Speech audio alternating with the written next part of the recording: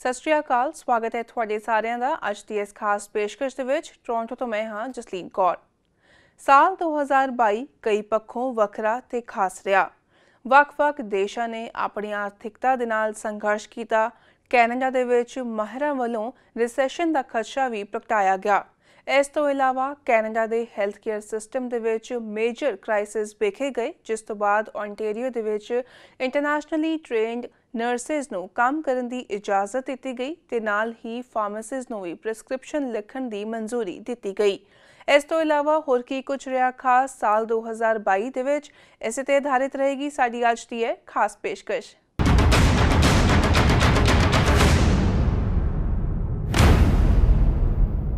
ਪ੍ਰਧਾਨ ਮੰਤਰੀ Justin Trudeau ਨੇ ਆਨਰੇਬਲ ਰਿਤੂ ਖੁੱਲਰ ਨੂੰ ਐਲਬਰਟਾ ਦੀ ਨਵੀਂ ਚੀਫ ਜਸਟਿਸ ਵਜੋਂ ਨਿਯੁਕਤ ਕਰਨ ਦਾ ਐਲਾਨ ਕੀਤਾ। ਜਸਟਿਸ ਰਿਤੂ ਖੁੱਲਰ ਨੂੰ ਨਾਰਥ ਵੈਸਟ ਟੈਰੀਟਰੀਜ਼ ਲਈ ਅਪੀਲ ਕੋਰਟ ਦੇ ਚੀਫ ਜਸਟਿਸ ਤੇ ਨਿਊਨਾਵਟ ਦੀ ਅਪੀਲ ਕੋਰਟ ਦੇ ਚੀਫ ਜਸਟਿਸ ਦੀਆਂ ਜ਼ਿੰਮੇਵਾਰੀਆਂ ਵੀ ਸੌਂਪੀਆਂ ਗਈਆਂ ਹਨ। ਆਨਰੇਬਲ ਰਿਤੂ ਖੁੱਲਰ ਪਹਿਲੀ ਸਾਊਥ ਏਸ਼ੀਅਨ ਮਹਿਲਾ ਹਨ ਜਿਨ੍ਹਾਂ ਨੂੰ ਚੀਫ ਜਸਟਿਸ ਵਜੋਂ ਨਿਯੁਕਤ ਕੀਤਾ ਗਿਆ ਹੈ। ਚੀਫ ਜਸਟਿਸ ਰਿਤੂ ਖੁੱਲਰ ਨੇ ਮਾਣਯੋਗ ਕੈਥਰੀਨ ਏ ਫਰੇਜ਼ਰ ਦੀ ਥਾਂ ਲਈ, ਜੋ ਕੈਨੇਡਾ ਵਿੱਚ ਕਿਸੇ ਸੂਬੇ ਦੀ ਪਹਿਲੀ ਮਹਿਲਾ ਚੀਫ ਜਸਟਿਸ ਨਿਯੁਕਤ ਹੋਏ ਸਨ ਤੇ ਇਸ ਸਾਲ ਦੇ ਸ਼ੁਰੂ ਦੇ ਵਿੱਚ ਸੇਵਾ ਮੁਕਤ ਹੋਏ ਸਨ।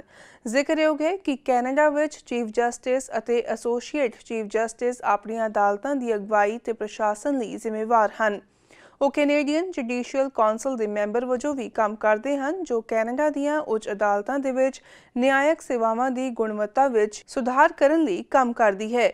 ਚੀਫ ਜਸਟਿਸ ਅਤੇ ਐਸੋਸੀਏਟ ਚੀਫ ਜਸਟਿਸ ਦੀ ਨਿਯੁਕਤੀ ਗਵਰਨਰ ਜਨਰਲ ਦੁਆਰਾ ਕੈਬਨਿਟ ਦੀ ਸਲਾਹ ਅਤੇ ਪ੍ਰਧਾਨ ਮੰਤਰੀ ਜਸਟਿਨ ਟਰੂਡੋ ਦੀ ਸਿਫਾਰਿਸ਼ ਉੱਤੇ ਕੀਤੀ ਜਾਂਦੀ ਹੈ। ਬ੍ਰਿਟੇਨ ਅਤੇ ਕੈਨੇਡਾ ਦੀ ਸਭ ਤੋਂ ਲੰਬੇ ਸਮੇਂ ਤੱਕ ਰਾਜ ਕਰਨ ਵਾਲੀ ਕੁਈਨ ਐਲਿਜ਼ਾਬੈਥ II ਦਾ ਅਚਾਨਕ 8 ਸਤੰਬਰ ਨੂੰ ਸਕਾਟਲੈਂਡ ਦੇ ਵਿੱਚ ਦੇਹਾਂਤ ਹੋ ਗਿਆ।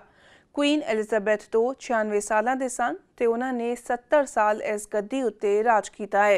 ਕੁਈਨ ਐਲਿਜ਼ਾਬੈਥ II ਦਾ ਜਨਮ 21 ਅਪ੍ਰੈਲ 1926 ਵਿੱਚ ਮੇਫੇਅਰ ਲੰਡਨ ਵਿਖੇ ਹੋਇਆ ਸੀ। ਮਹਾਰਾਣੀ ਐਲਿਜ਼ਾਬੈਥ 1992 ਦੇ ਵਿੱਚ ਇਸ ਗੱਦੀ ਉੱਤੇ ਵਿਰਾਜਮਾਨ ਹੋਏ ਸਨ। ਇਸ ਸ਼ਾਸਨਕਾਲ ਦੇ ਦੌਰਾਨ ਉਹਨਾਂ ਨੇ ਬਹੁਤ ਵਧੀਆ ਸਮਾਜਿਕ ਤਬਦੀਲੀਆਂ ਦੇਖੀਆਂ। ਕੁਈਨ ਐਲਿਜ਼ਾਬੈਥ ਦੀ ਮੌਤ ਤੋਂ ਬਾਅਦ ਇਸ ਗੱਦੀ ਨੂੰ ਉਹਨਾਂ ਦੇ ਬੇਟੇ ਕਿੰਗ ਚਾਰਲਸ III ਨੇ 73 ਸਾਲ ਦੀ ਉਮਰ ਵਿੱਚ ਸੰਭਿਆ, ਜਿਸ ਤੋਂ ਬਾਅਦ ਕਿੰਗ ਚਾਰਲਸ III ਇਸ ਗੱਦੀ ਉੱਤੇ ਵਿਰਾਜ ਹੋਣ ਵਾਲੇ ਸਭ ਤੋਂ ਬਜ਼ੁਰਗ ਵਿਅਕਤੀ ਬਣ ਗਏ। ਕੁਈਨ ਐਲਿਜ਼ਾਬੈਥ ਨੇ ਆਪਣੇ 70 ਸਾਲ ਦੇ ਕਾਰਜਕਾਲ ਦੌਰਾਨ ਸਿਲਵਰ, ਗੋਲਡਨ, ਡਾਇਮੰਡ ਅਤੇ ਪਲੈਟੀਨਮ ਜੁਬਲੀਜ਼ ਮਨਾਈਆਂ। ਡਾਇਮੰਡ ਜੁਬਲੀ ਇਹਨਾਂ ਚਾਰਾਂ ਜੁਬਲੀਜ਼ ਵਿੱਚੋਂ ਸਭ ਤੋਂ ਖਾਸ ਰਹੀ ਕਿਉਂਕਿ ਇਸ ਮੌਕੇ ਕੁਈਨ ਦੇ ਰਾਜ ਦੇ 60 ਸਾਲ ਪੂਰੇ ਹੋਏ ਸਨ, ਜਿਸ ਦੇ ਚਲਦਿਆਂ ਕੁਈਨ ਸਭ ਤੋਂ ਲੰਬੇ ਸਮੇਂ ਲਈ ਰਾਜ ਕਰਨ ਵਾਲੀ ਪਹਿਲੀ ਮਹਾਰਾਣੀ ਬਣ ਗਈ। ਇਸ ਸਾਲ ਦੇ ਫਰਵਰੀ ਮਹੀਨੇ ਦੇ ਵਿੱਚ ਹੀ ਕੁਈਨ ਵੱਲੋਂ 70 ਸਾਲ ਦੇ ਰਾਜ ਨੂੰ ਪੂਰਾ ਕਰਦਿਆਂ ਪਲੈਟੀਨਮ ਜੁਬਲੀ ਵੀ ਮਨਾਈ ਗਈ ਸੀ। ਇਹਨਾਂ 70 ਸਾਲਾਂ ਦੇ ਰਾਜ ਵਿੱਚ ਕੁਈਨ ਐਲਿਜ਼ਾਬੈਥ ਵੱਲੋਂ ਇਸ ਰਾਜ ਦੀ ਜ਼ਿੰਮੇਵਾਰੀ ਬਾਖੂਬੀ ਨਿਭਾਈ ਗਈ। ਨਾਲ ਹੀ ਆਪਣੇ ਇਸ ਸ਼ਾਸਨ ਦੇ ਦੌਰਾਨ ਉਹਨਾਂ ਵੱਲੋਂ ਕਦੀ ਵੀ ਕਿਸੇ ਵੀ ਪ੍ਰਕਾਰ ਦੇ ਵਿਵਾਦਕ ਬਿਆਨ ਜਾਂ ਘਟਨਾਵਾਂ ਵਿੱਚ ਸ਼ਾਮਿਲ ਹੋਣ ਦੀ ਗੱਲ ਸਾਹਮਣੇ ਨਹੀਂ ਆਈ। ਨਾ ਸਿਰਫ ਕੈਨੇਡਾ ਬਲਕਿ ਦੁਨੀਆ ਭਰ ਦੇ ਵੱਖ-ਵੱਖ ਦੇਸ਼ਾਂ ਵਿੱਚ ਕੁਈਨ ਦੀ ਮੌਤ ਦਾ ਸੋਗ ਮਨਾਇਆ ਗਿਆ। ਕੈਨੇਡਾ ਦੇ ਪ੍ਰਧਾਨ ਮੰਤਰੀ ਜਸਟਿਨ ਟਰੂਡੋ ਵੱਲੋਂ 19 ਸਤੰਬਰ 2022 ਦਾ ਦਿਨ ਨੈਸ਼ਨਲ ਡੇ ਆਫ ਮੋਰਨਿੰਗ ਦੇ ਤੌਰ ਤੇ ਰੱਖਿਆ ਗਿਆ ਸੀ ਤੇ ਇਸ ਦਿਨ 96 ਗੋਲੀਆਂ ਦੀ ਸਲਾਮੀ ਕੁਈਨ ਦੀ ਜ਼ਿੰਦਗੀ ਦੇ ਹਰ ਇੱਕ ਸਾਲ ਨੂੰ ਸਮਰਪਿਤ ਕੀਤੀ ਗਈ। ਕਈ ਸੂਬਿਆਂ ਵੱਲੋਂ ਇਸ ਦਿਨ ਛੁੱਟੀ ਵੀ ਐਲਾਨੀ ਗਈ ਸੀ। ਮਰਹੂਮ ਕੁਈਨ ਐਲਿਜ਼ਾਬੈਥ II ਦੀ ਯਾਦ ਵਿੱਚ ਦ ਰਾਇਲ ਕੈਨੇਡੀਅਨ ਮਿੰਟ ਵੱਲੋਂ ਹਾਲ ਹੀ ਵਿੱਚ $2 ਦਾ ਇੱਕ ਨਵਾਂ ਸਿੱਕਾ ਵੀ ਜਾਰੀ ਕੀਤਾ ਗਿਆ ਹੈ। ਸਾਲ 2022 ਦੇ ਵਿੱਚ ਪੋਪ ਫ੍ਰਾਂਸਿਸ 5 ਦਿਨਾਂ ਲਈ ਕੈਨੇਡਾ ਆਏ ਤੇ ਉਹਨਾਂ ਨੇ ਇਸ ਦੌਰਾਨ ਐਲਬਰਟਾ, ਕਿਊਬੈਕ ਅਤੇ ਨਿਊਨਾਵਟ ਦਾ ਦੌਰਾ ਕੀਤਾ। ਉਹਨਾਂ ਦੀ ਇਹ ਯਾਤਰਾ ਮੁੱਖ ਤੌਰ ਉੱਤੇ ਕੈਨੇਡੀਅਨ ਭਾਰਤੀ ਰਿਹਾਇਸ਼ੀ ਸਕੂਲ ਪ੍ਰਣਾਲੀ ਵਿੱਚ ਕੈਥੋਲਿਕ ਚਰਚ ਦੀ ਭੂਮਿਕਾ ਲਈ ਮੁਆਫੀ ਮੰਗਣ ਤੇ ਦੇਸ਼ ਦੇ ਮੂਲਵਾਸੀ ਲੋਕਾਂ ਦੇ ਨਾਲ ਮੇਲ ਮਿਲਾਪ ਉੱਤੇ ਕੇਂਦਰਿਤ ਸੀ।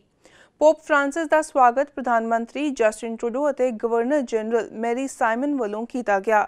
ਇਸ ਮੌਕੇ ਚਰਚ ਦੇ ਕਈ ਨੁਮਾਇੰਦੇ ਅਤੇ ਮੂਲਵਾਸੀ ਤੇ ਸਿਆਸੀ ਹਸਤੀਆਂ ਵੀ ਮੌਜੂਦ ਸਨ।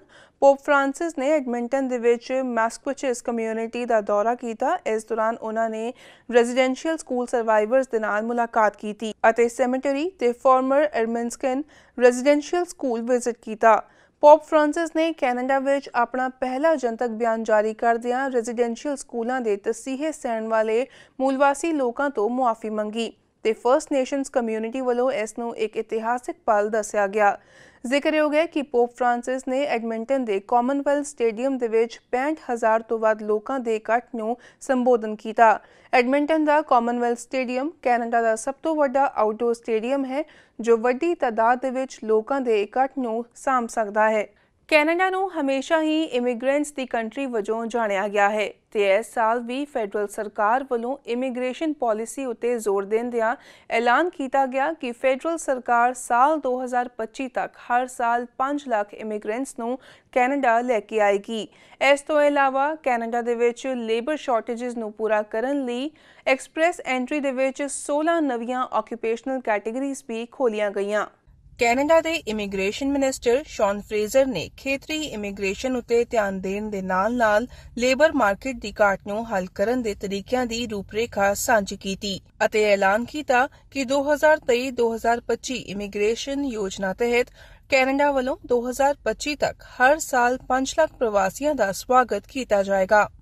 ਉਨ੍ਹਾਂ ਨੇ ਆਖਿਆ ਕਿ ਇਸ ਯੋਜਨਾ ਅਧੀਨ ਫੈਡਰਲ ਸਰਕਾਰ ਕੈਨੇਡਾ ਦੇ ਹੁਨਰ ਦੀ ਘਾਟ ਨੂੰ ਪੂਰਾ ਕਰਨ, ਮਾਪਿਆਂ ਅਤੇ ਦਾਦਾ-ਦਾਦੀ ਦੀ ਸਪਾਂਸਰਸ਼ਿਪ ਨੂੰ ਵਧਾਉਣ ਲਈ ਅਤੇ ਜੀਵਨ ਸਾਥੀ ਲਈ ਅਸਥਾਈ ਵੀਜ਼ਾ ਜਾਰੀ ਕਰਨ ਲਈ ਪ੍ਰਵਾਸੀਆਂ ਨੂੰ ਬੁਲਾਉਣ ਜਾਂ ਉਨ੍ਹਾਂ ਦੀ ਚੋਣ ਕਰਨ ਲਈ ਨਵੇਂ ਢੰਗ ਦੀ ਵਰਤੋਂ ਕਰੇਗੀ ਤੇ ਨਾਲ ਹੀ ਉਨ੍ਹਾਂ ਦੀਆਂ ਸਥਾਈ ਰਿਹਾਇਸ਼ ਦੀਆਂ ਅਰਜ਼ੀਆਂ ਉੱਤੇ ਕਾਰਵਾਈ ਨੂੰ ਵੀ ਯਕੀਨੀ ਬਣਾਇਆ ਜਾਏਗਾ। ਹਾਲਾਂਕਿ ਫੈਡਰਲ ਸਰਕਾਰ ਵੱਲੋਂ 5 ਲੱਖ ਇਮੀਗ੍ਰੈਂਟਸ ਨੂੰ ਬੁਲਾਉਣ ਦੀ ਗੱਲ ਆਖੀ ਗਈ ਹੈ, ਪਰ ਕਿਊਬੈਕ ਸਰਕਾਰ ਦਾ ਕਹਿਣਾ ਹੈ ਕਿ ਉਹ ਹਰ ਸਾਲ ਸਿਰਫ 50,000 ਅਰਜ਼ੀਆਂ ਨੂੰ ਹੀ ਮਨਜ਼ੂਰੀ ਦੇਣਗੇ। ਕੈਨੇਡਾ ਸਰਕਾਰ ਵੱਲੋਂ ਸਿਹਤ ਸੰਭਾਲ, ਉਸਾਰੀ ਅਤੇ ਆਵਾਜਾਈ ਵਰਗੇ ਮੁੱਖ ਖੇਤਰਾਂ ਵਿੱਚ ਚੱਲ ਰਹੀ ਮਜ਼ਦੂਰਾਂ ਦੀ ਘਾਟ ਨੂੰ ਹੱਲ ਕਰਨ ਲਈ ਪਰਮਾਨੈਂਟ ਰੈਜ਼ੀਡੈਂਸੀ ਦੀਆਂ 16 ਨਵੀਆਂ ਆਕੂਪੇਸ਼ਨ ਕੈਟੇਗਰੀਜ਼ ਵੀ ਖੋਲੀਆਂ ਗਈਆਂ।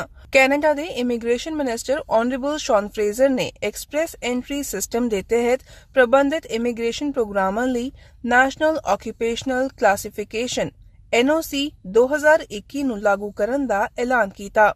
ਉਨ੍ਹਾਂ ਨੇ ਕਿਹਾ ਕਿ ਨਵੀਆਂ NOC ਸ਼੍ਰੇਣੀਆਂ ਦੀ ਵਰਤੋਂ ਕਰਨ ਦੇ ਨਾਲ ਕੈਨੇਡਾ ਨੂੰ ਸਿਹਤ ਸੰਭਾਲ, ਉਸਾਰੀ ਅਤੇ ਆਵਾਜਾਈ ਵਰਗੇ ਉੱਚ ਮੰਗ ਵਾਲੇ ਖੇਤਰਾਂ ਵਿੱਚ ਗਲੋਬਲ ਟੈਲੈਂਟ ਲਿਆਉਣ ਦੀ ਇਜਾਜ਼ਤ ਮਿਲੇਗੀ।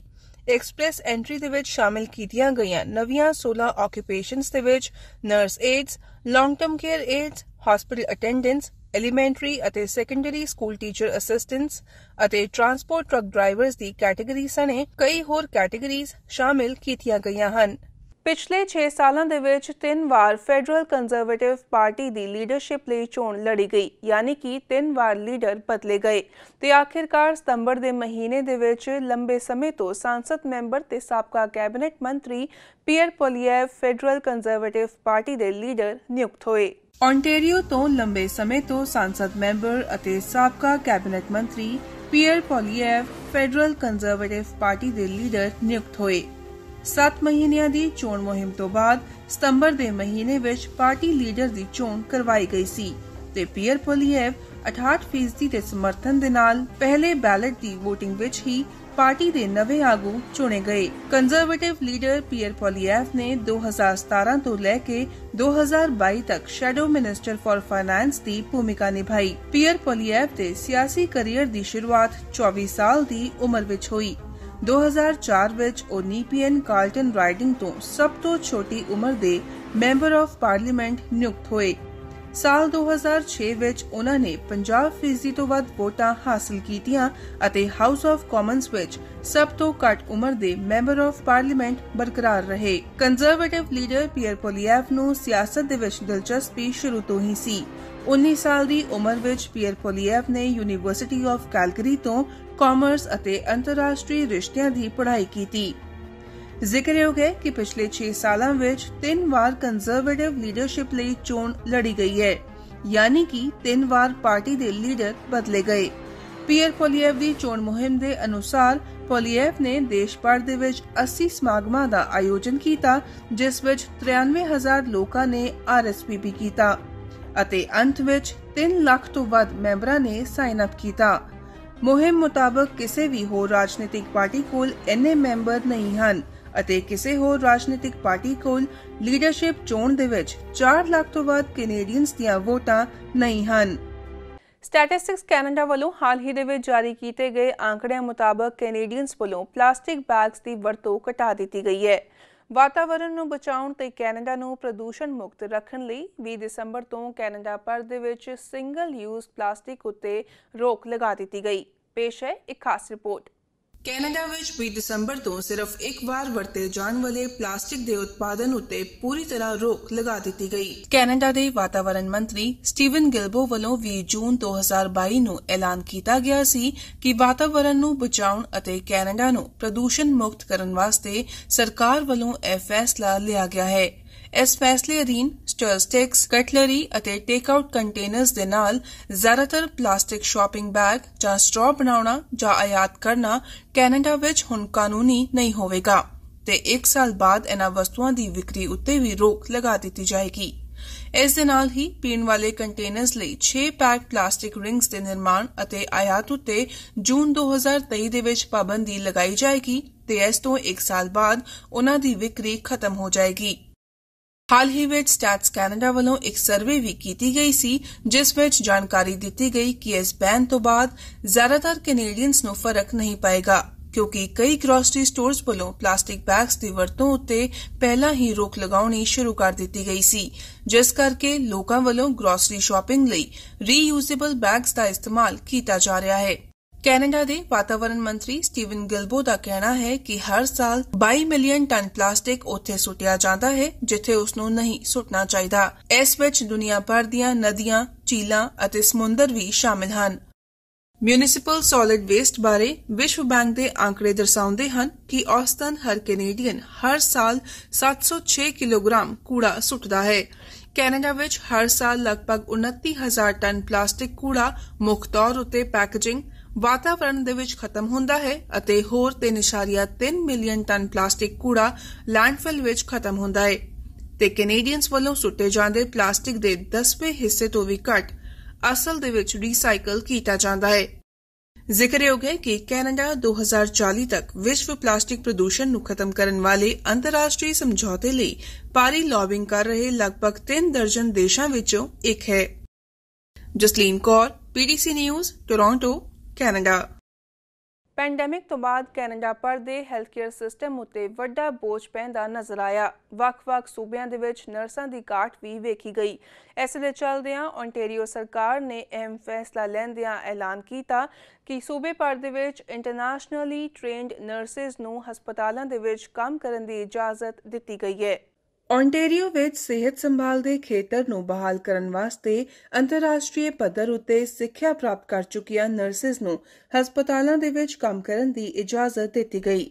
ਸੂਬੇ ਦੀ ਸਿਹਤ ਮੰਤਰੀ ਸਿਲਵੀਆ ਜੌਨਸ ਨੇ ਕਿਹਾ ਕਿ ਸੂਬੇ ਦੇ ਸਿਹਤ ਖੇਤਰ ਦੇ ਹਾਲਾਤਾਂ ਦੇ ਮੱਦੇਨਜ਼ਰ ਇਸ ਫੈਸਲੇ ਨੂੰ ਤੁਰੰਤ ਲਾਗੂ ਕਰ ਦਿੱਤਾ ਗਿਆ ਹੈ ਤਾਂ ਜੋ ਇਨ੍ਹਾਂ ਸੇਵਾਵਾਂ ਦੇ ਵਿੱਚ ਆ ਰਹੀ ਦੇਰੀ ਨੂੰ ਸੁਧਾਰਿਆ ਜਾ ਸਕੇ ਤੇ ਇਹ ਵੀ ਭਰੋਸਾ ਦਿਲਾਇਆ ਕਿ ਕਿਸੇ ਨੂੰ ਵੀ ਇਨ੍ਹਾਂ ਦੇਰੀਆਂ ਦੇ ਕਾਰਨ ਆ ਰਹੀਆਂ ਦਿੱਕਤਾਂ ਕਾਰਨ ਪ੍ਰਭਾਵਿਤ ਨਾ ਹੋਣਾ ਪਵੇ।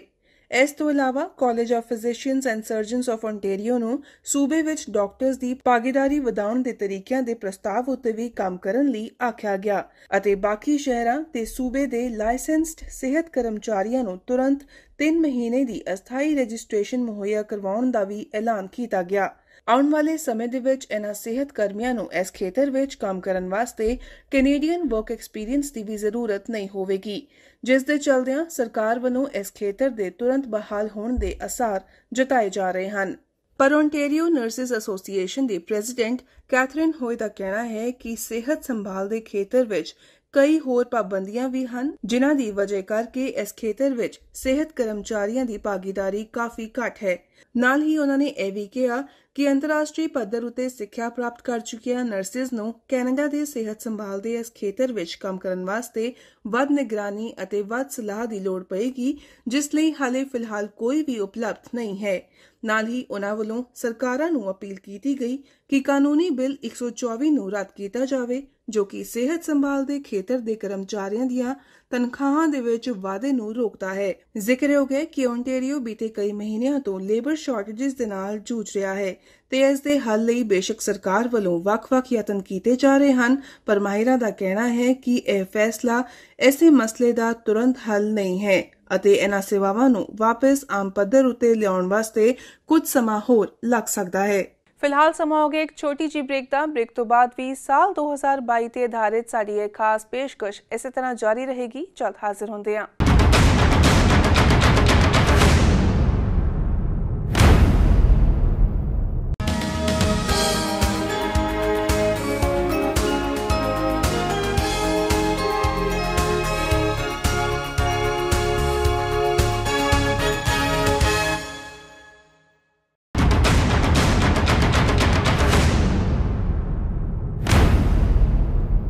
ਬ੍ਰੇਕ ਤੋਂ ਬਾਅਦ ਤੁਹਾਡੇ ਸਾਰਿਆਂ ਦਾ ਇੱਕ ਵਾਰੀ ਫਿਰ ਤੋਂ ਸਵਾਗਤ ਹੈ।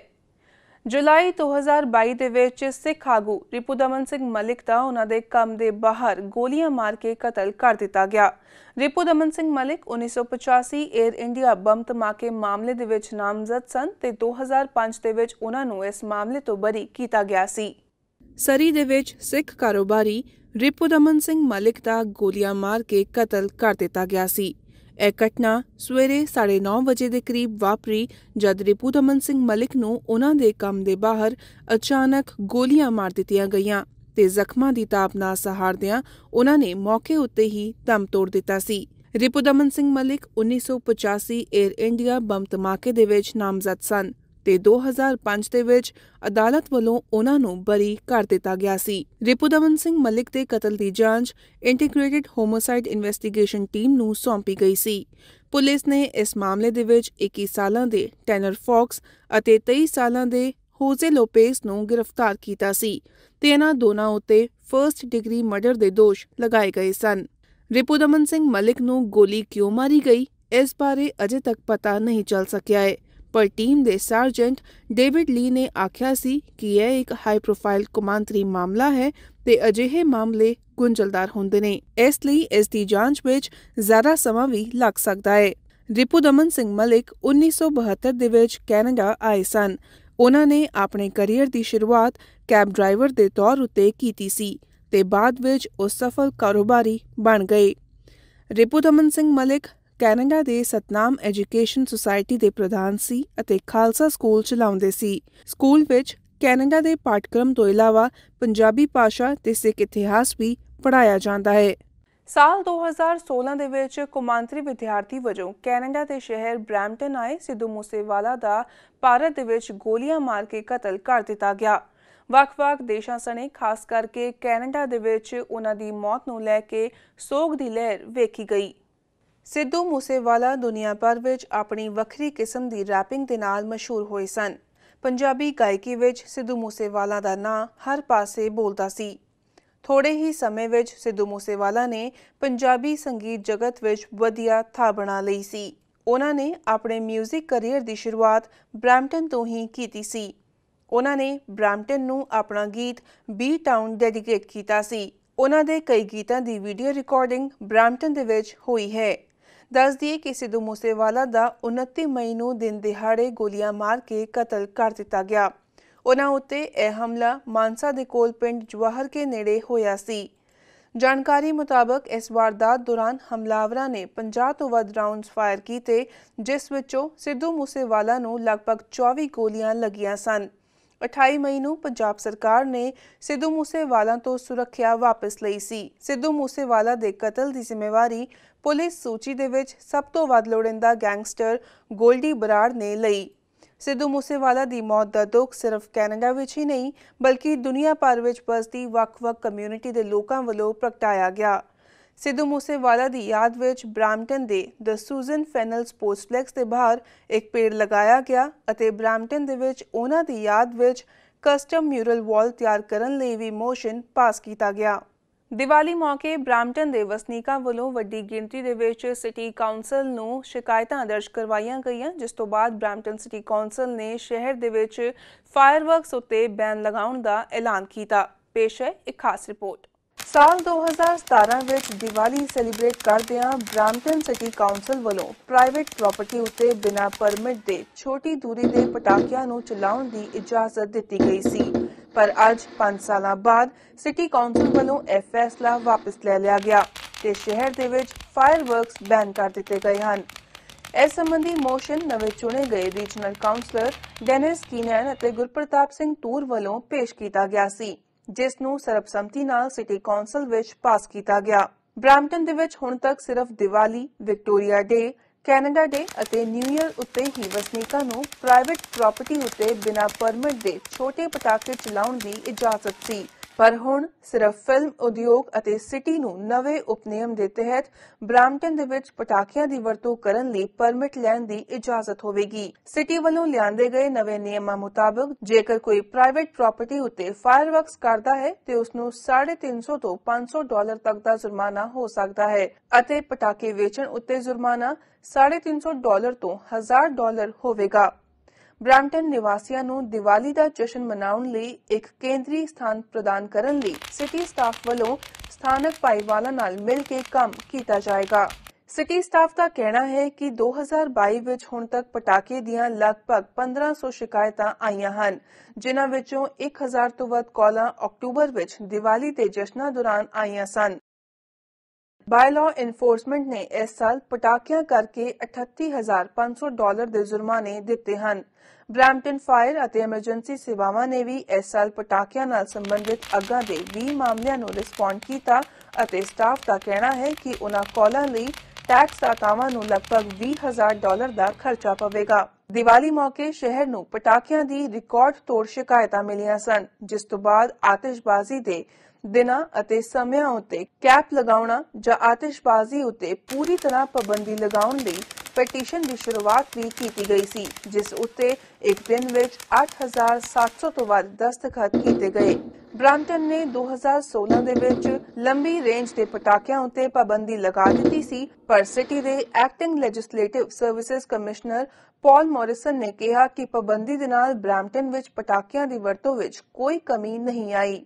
ਟੋਰਾਂਟੋ ਪੁਲਿਸ ਨੇ ਵੱਖ-ਵੱਖ ਸ਼ੱਕੀ ਟਿਕਾਣਿਆਂ ਤੋਂ $58 ਮਿਲੀਅਨ ਦੇ ਗੈਰ ਕਾਨੂੰਨੀ ਨਸ਼ੀਲੇ ਪਦਾਰਥ ਜ਼ਬਤ ਕੀਤੇ। ਪੁਲਿਸ ਨੇ ਆਖਿਆ ਕਿ ਉਨ੍ਹਾਂ ਦਾ ਮੰਨਣਾ ਹੈ ਕਿ ਇਹ ਗੈਰ ਕਾਨੂੰਨੀ ਨਸ਼ੀਲੇ ਪਦਾਰਥ ਅਮਰੀਕਾ ਦੀ ਸਰਹੱਦ ਤੋਂ ਆਯਾਤ ਕੀਤੇ ਗਏ ਹਨ। ਟੋਰਾਂਟੋ ਪੁਲਿਸ ਨੇ ਇਤਿਹਾਸਿਕ ਜਾਂਚ ਦੇ ਵਿੱਚ $58 ਮਿਲੀਅਨ ਦੇ ਗੈਰ ਕਾਨੂੰਨੀ ਨਸ਼ੀਲੇ ਪਦਾਰਥ ਜ਼ਬਤ ਕੀਤੇ ਹਨ।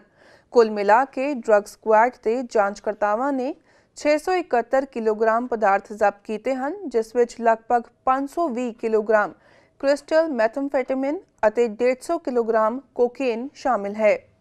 ਇਹ ਨਸ਼ੀਲੇ ਪਦਾਰਥ 5 ਅਕਤੂਬਰ ਨੂੰ ਦੋ ਸ਼ੱਕੀ ਟਿਕਾਣਿਆਂ ਉੱਤੇ ਤਲਾਸ਼ੀ ਵਾਰੰਟਾਂ ਦੀ ਕਾਰਵਾਈ ਦੌਰਾਨ ਜ਼ਬਤ ਕੀਤੇ ਗਏ ਸਨ। ਟੋਰਾਂਟੋ ਪੁਲਿਸ ਦੇ ਸੁਪਰਿੰਟੈਂਡੈਂਟ ਮਨਦੀਪ ਮਾਨ ਨੇ ਕਿਹਾ ਕਿ ਪੁਲਿਸ ਦਾ ਮੰਨਣਾ ਹੈ ਕਿ ਨਸ਼ੀਲੇ ਪਦਾਰਥ ਅਮਰੀਕਾ ਦੀ ਸਰਹੱਦ ਤੋਂ ਆਯਾਤ ਕੀਤੇ ਗਏ ਸਨ ਤੇ ਸਥਾਨਕ ਤੌਰ ਉੱਤੇ ਵੰਡਣ ਲਈ ਤਿਆਰ ਕੀਤੇ ਗਏ ਸਨ। ਨਸ਼ੀਲੇ ਪਦਾਰਥਾਂ ਦੀ ਤਸਕਰੀ ਦੇ ਸੰਬੰਧ ਦੇ ਵਿੱਚ 3 ਲੋਕਾਂ ਦੀ ਪਛਾਣ ਕੀਤੀ ਗਈ ਹੈ ਅਤੇ ਜਲਦ ਹੀ ਗ੍ਰਿਫਤਾਰੀਆਂ ਹੋਣ ਦੀ ਉਮੀਦ ਹੈ। ਉਨ੍ਹਾਂ ਨੇ ਆਖਿਆ ਕਿ ਪੁਲਿਸ ਤਿੰਨਾਂ ਸ਼ੱਕੀਆਂ ਲਈ ਕਾਨੂੰਨੀ ਕਾਉਂਸਲ ਦੇ ਨਾਲ ਸੰਪਰਕ ਕਰ ਰਹੀ ਹੈ ਅਤੇ ਤਸਕਰੀ ਦੇ ਨਾਲ ਸੰਬੰਧਿਤ ਦੋਸ਼ ਲੱਗ ਸਕਦੇ ਹਨ। ਟੋਰਾਂਟੋ ਪੁਲਿਸ ਫੋਰਸ ਦੇ ਇਤਿਹਾਸ ਦੇ ਵਿੱਚ ਇਸ ਨਾਲ ਇੱਕ ਦਿਨ ਦੀ ਸਭ ਤੋਂ ਵੱਡੀ ਹਲਚਲ ਦਾ ਨਵਾਂ ਰਿਕਾਰਡ ਕਾਇਮ ਕੀਤਾ ਗਿਆ ਹੈ। ਇਸ ਤੋਂ ਪਹਿਲਾਂ ਪੁਲਿਸ ਵਿਭਾਗ ਵੱਲੋਂ ਅਪ੍ਰੈਲ ਦੇ ਵਿੱਚ 286 ਕਿਲੋਗ੍ਰਾਮ ਕੋਕੇਨ ਅਤੇ ਕ੍ਰਿਸਟਲ ਮੈਥਮਫੈਟਾਮਿਨ ਜ਼ਬਤ ਕੀਤਾ ਗਿਆ ਸੀ, ਜਿਸ ਦੀ ਕੀਮਤ $28 ਮਿਲੀਅਨ ਦੱਸੀ ਗਈ ਸੀ। ਤੇ ਹੁਣ ਗੱਲ ਕਰਾਂਗੇ ਖੇਡ ਜਗਤ ਦੀ। ਕਤਰ ਦੇ ਵਿੱਚ ਹੋਏ ਫੁੱਟਬਾਲ ਵਿਸ਼ਵ ਕੱਪ ਦੇ ਇੱਕ ਮੈਚ ਦੇ ਵਿੱਚ ਕੈਨੇਡੀਅਨ ਟੀਮ ਕ੍ਰੋਏਸ਼ੀਆ ਤੋਂ 4-1 ਨਾਲ ਹਾਰ ਕੇ ਵਰਲਡ ਕੱਪ ਵਿੱਚੋਂ ਬਾਹਰ ਹੋ ਗਈ। ਕੈਨੇਡਾ ਅਤੇ ਕ੍ਰੋਏਸ਼ੀਆ ਦਰਮਿਆਨ ਖੇਡੇ ਗਏ ਮੈਚ ਦੌਰਾਨ ਕੈਨੇਡਾ ਵੱਲੋਂ ਇੱਕੋ ਇੱਕ ਗੋਲ ਅਲਫਾਂਜ਼ੋ ਡੇਵਿਸ ਨੇ ਕੀਤਾ, ਪਰ ਅੰਤ ਵਿੱਚ ਸਕੋਰ 4-1 ਰਿਹਾ। ਹਾਲਾਂਕਿ ਫੈਨਸ ਵੱਲੋਂ ਕੈਨੇਡਾ ਦੀ ਪਰਫਾਰਮੈਂਸ ਦੀ ਸ਼ਲਾਘਾ ਕੀਤੀ ਗਈ, ਪਰ ਅਲਫਾਂਜ਼ੋ ਡੇਵਿਸ ਨੇ ਆਖਿਆ ਕਿ ਉਹ ਨਤੀਜੇ ਤੋਂ ਨਿਰਾਸ਼ ਹਨ। ਉਹਨਾਂ ਨੇ ਕਿਹਾ ਕਿ ਇਹ ਆਸਾਨ ਨਹੀਂ ਸੀ, ਅਸੀਂ ਆਪਣੀ ਪੂਰੀ ਕੋਸ਼ਿਸ਼ ਕੀਤੀ, ਅਸੀਂ ਪੂਰੀ ਖੇਡ ਲੜੀ। ਕੈਨੇਡਾ ਦੇ ਪ੍ਰਸ਼ੰਸਕ ਅਤੇ ਸਾਬਕਾ ਫੁੱਟਬਾਲ ਖਿਡਾਰੀ ਡੋਮਿਨਿਕ ਡਾਇਕ ਨੇ ਕਿਹਾ ਕਿ ਇਹ ਥੋੜਾ ਨਿਰਾਸ਼ਾਜਨਕ ਹੈ, ਪਰ ਮੈਨੂੰ ਟੀਮ ਉੱਤੇ ਮਾਣ ਹੈ, ਹਰ ਕਿਸੇ ਨੂੰ ਮਾਣ ਹੈ, ਪੂਰੇ ਦੇਸ਼ ਨੂੰ ਮਾਣ ਹੈ। ontario ਦੇ ਪ੍ਰੀਮੀਅਰ ਡਗ ਫੋਰਡ ਨੇ ਵੀ ਅਲਫਾਂਜ਼ੋ ਡੇਵਿਸ ਨੂੰ ਟਵਿੱਟਰ ਉੱਤੇ ਉਸਦੇ ਟੀਚੇ ਲਈ ਵਧਾਈ ਦਿੰਦੇ ਹੋਏ ਕਿਹਾ ਕਿ ਇਤਿਹਾਸ ਰਚਿਆ ਗਿਆ ਹੈ। ਕੈਨੇਡਾ ਨੇ ਪਹਿਲੀ ਵਾਰ ਡੇਵਿਸ ਕੱਪ ਟੈਨਿਸ ਖਿਤਾਬ ਆਪਣੇ ਨਾਮ ਕਰ ਲਿਆ। ਕੈਨੇਡਾ ਨੇ 109 ਸਾਲ ਪਹਿਲਾਂ ਪਹਿਲੀ ਵਾਰ ਡੇਵਿਸ ਕੱਪ ਦੇ ਵਿੱਚ ਹਿੱਸਾ ਲਿਆ ਸੀ ਅਤੇ ਫਾਈਨਲ ਦੇ ਵਿੱਚ 28 ਵਾਰ ਦੇ ਚੈਂਪੀਅਨ ਆਸਟ੍ਰੇਲੀਆ ਨੂੰ ਹਰਾਇਆ। ਦੱਸ ਦਈਏ ਕਿ ਕੈਨੇਡਾ ਇਸ ਤੋਂ ਪਹਿਲਾਂ 2019 ਦੇ ਵਿੱਚ ਫਾਈਨਲਸ ਦੇ ਵਿੱਚ ਪੁੱਜਿਆ ਸੀ, ਪਰ ਸਪੇਨ ਦੀ ਟੀਮ ਤੋਂ ਹਾਰ ਗਿਆ ਸੀ। ਸੋ ਇਹ ਸੀ ਸਾਲ 2022 ਤੇ ਸਾਡੀ ਖਾਸ ਪੇਸ਼ਕਸ਼। ਉਮੀਦ ਕਰਦੇ ਹਾਂ ਕਿ ਨਵਾਂ ਸਾਲ 2023 ਸਾਡੇ ਸਾਰਿਆਂ ਲਈ ਖੁਸ਼ੀਆਂ ਭਰਿਆ ਹੋਵੇ। ਪੀਟੀਸੀ ਪੰਜਾਬੀ ਕੈਨੇਡਾ ਦੀ ਟੀਮ ਵੱਲੋਂ ਸਾਡੇ ਸਾਰੇ ਦਰਸ਼ਕਾਂ ਨੂੰ ਨਵੇਂ ਸਾਲ ਦੀਆਂ ਬਹੁਤ-ਬਹੁਤ ਮੁਬਾਰਕਾਂ। ਫਿਲਹਾਲ ਮੈਨੂੰ ਦਿਓ ਇਜਾਜ਼ਤ ਤੇ ਦੇਸ਼ ਦੁਨੀਆ ਦੀਆਂ ਖਬਰਾਂ ਲਈ ਬਣੇ ਰਹੋ ਪੀਟੀਸੀ ਨਿਊਜ਼ ਦੇ ਨਾਲ।